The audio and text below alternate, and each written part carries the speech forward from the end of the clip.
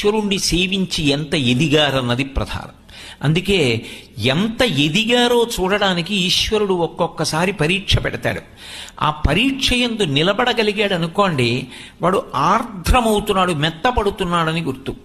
భక్తి భక్తుణ్ణి ఏం చేస్తుందంటే భగవంతుని యందు ఐక్యమైపోయేటట్టుగా చేస్తుంది. అది జ్ఞానము ద్వారా చేస్తుంది. జ్ఞానాద్దేవత కైవల్యం. ఆ జ్ఞానము కలిగిన నాడు భగవంతుని యొక్క అనుగ్రహము చేత భగవత్ సంబంధమైన జ్ఞానము కలుగుతుంది. అది పుస్తకాలు చదివితే వచ్చేది కాదు.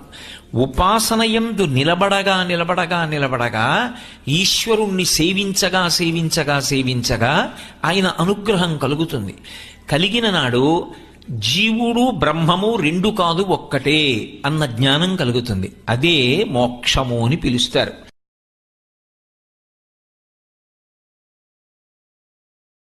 అరుణాచల శివ అరుణాచల శివ అరుణాచల శివ అరుణాచల అరుణాచల శివ అరుణాచల శివ అరుణాచల శివ అరుణాచల శివ అరుణాచల శివ అరుణాచల అరుణాచల శివ అరుణాచల శివ అరుణాచల శివ అరుణాచల శివ అరుణాచల శివ అరుణాచల అరుణాచల శివ అరుణాచల శివ